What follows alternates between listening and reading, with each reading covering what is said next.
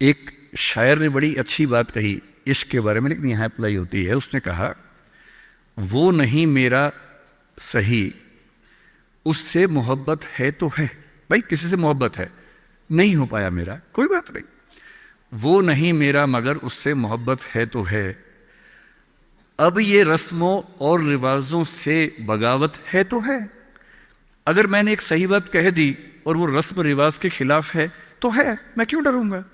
जो मुझे ठीक लगा, अपने ईमान के मुताबिक लगा, मैंने कहा वो मैं करूंगा। तो जो बात मुझे अपनी ओर से शुरुआत में कहनी थी, मैंने आपसे, तनाव रहता ही होगा, पढ़ते होंगे, टेंशन होती होगी, कितना पढ़ें, टाइम मैनेजमेंट कैसे करें, ये सवाल भी आपके सामने। मैं आपसे, देखिए मेरा काम चीज़ों को आसान करना है। मैं दिल्ली में पढ़ाता हूँ आईएएस के बच्चों को, तो मैं उनको भी ये कहता हूँ कि चीज़ें मुश्किल तो कोई भी कर सकता है, चीज़ें आसान करना मुश्किल है, और हमें तो चीज़ें आसान करनी है। इस दुनिया में कोई भी ऐसा एग्ज़ाम नहीं जिसके लिए आपको 24 घंटे पढ़ने की ज़रूरत है। अगर आप दिन में 8, 10, एक लेवल के बाद 12 घंटे पढ़ते हैं तो ये बहुत है।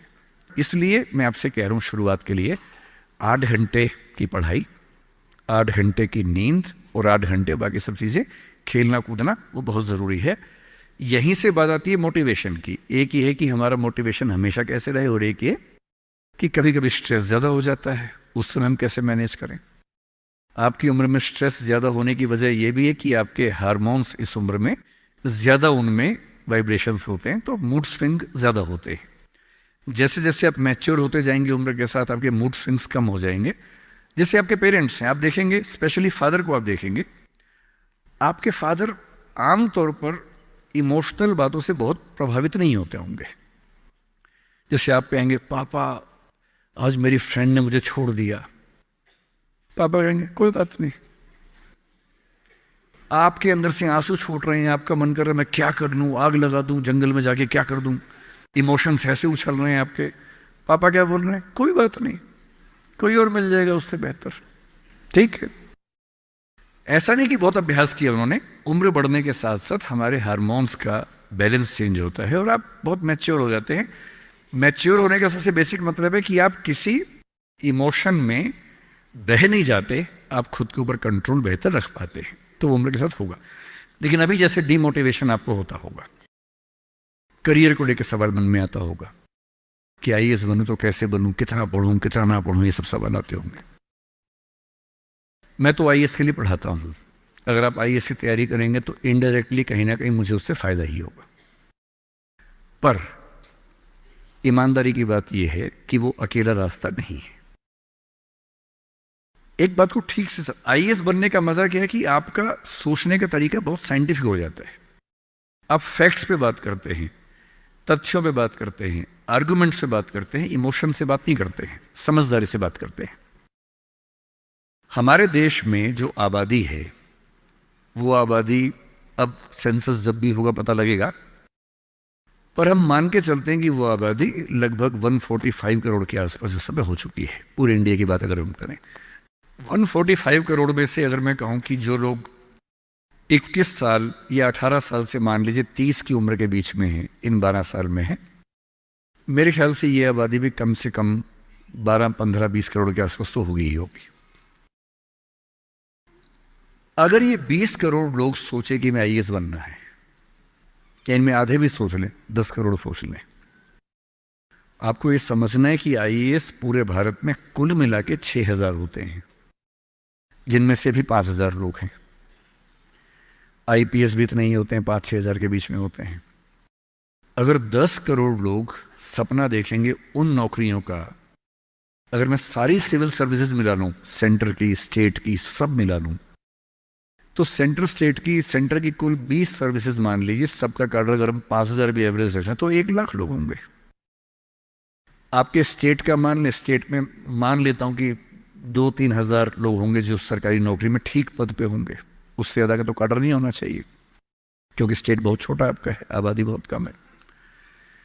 तो जो नौकरियां कुल मिला के 10-12 हजार हैं, अगर देश का हर युवा सोचे कि मुझे उसी में आना है, तो इसका मतलब है कि हम एक ऐसे रास्ते पे जा रहे हैं जिसमें डिप्रेशन होने की संभावना बहुत ज़्यादा है, एंग्जाइटी होने की संभावना बहुत ज़्यादा है, बहुत लोगों को हारना भी पड़ेगा, बहुत लोगों को हासिल नहीं हो पाएगा वो सब। तो मैं जो आपसे कहना चाह रहा हूं, सरकारी नौकरी ठीक है, कोशिश करने में बुराई नहीं है, सरकारी नौकरी में कुछ चीजें अच्छी होती हैं, पर अपने मन से ये बात निकाल दीजिए कि मुझे केवल और केवल सरकारी नौकरी में ही जाना है। दुनिया में तमाम रास्ते हैं और मैं कुछ रास्ते आपको हिंट करता हूं इस चीज का। जैसे मैं खुद एक एग्जांपल हूं, मैं सरकारी नौकरी में रहा, मैं दिल्ली यूनिवर्सिटी में लेक्चरर था, पहले असिस्टेंट प्रोफेसर था, 2 कॉलेजेस में पढ़ाया मैंने वहां। फिर आईएएस का एग्जाम दिया, सिलेक्ट हो गया, उसमें 6-7 महीने वहां नौकरी की, फिर वो भी छोड़ा। अब मैं अपना काम करता हूं, सेल्फ एम्प्लॉयड हूं। और मैं ईमानदारी से आपसे कह रहा हूं, आप जब भी कोई फैसला करेंगे अपने बारे में, कभी ना कभी आपको फील होगा, बेशक 1 सेकंड के लिए, कि आपने गलत किया। कोई भी फैसला हो, आप स्पाउस सिलेक्शन करेंगे अपने लिए, कितना भी सोच के कर लें, जीवन में कभी ना कभी लगेगा गलती हुई, अक्सर लगेगा ठीक किया, कभी कभी लगेगा गलत किया। और ऐसा नहीं कि आपने एक्स के बदले वाई किया होता तो नहीं लगता, तो भी लगता। दिक्कत ये नहीं है कि मैं एक्स को चुनूं या वाई को चुनूं, आप जिसको भी चुनेंगे पूरा पैकेज साथ में आता है, अच्छी चीजें भी खराब चीजें भी। जो अच्छा आएगा उस पर आपका ध्यान नहीं जाएगा, क्योंकि वो तो फॉर ग्रांटेड है।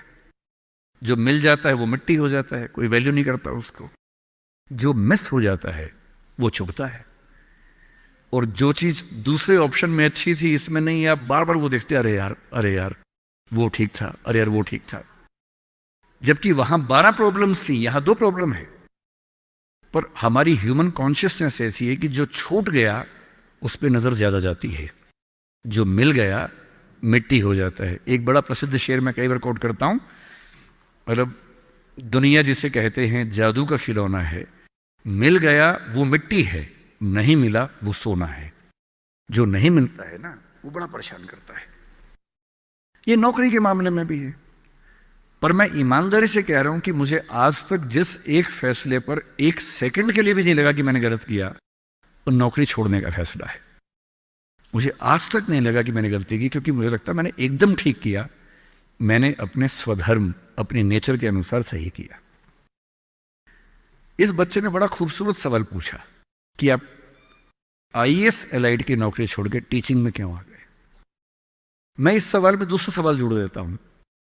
हमारे सामने प्रेम सिंह जी बैठे, मुख्यमंत्री जी बैठे, वो टीचिंग की नौकरी छोड़ के पॉलिटिक्स में क्यों आ गए। 2 एग्जाम्पल्स हैं आपके सामने।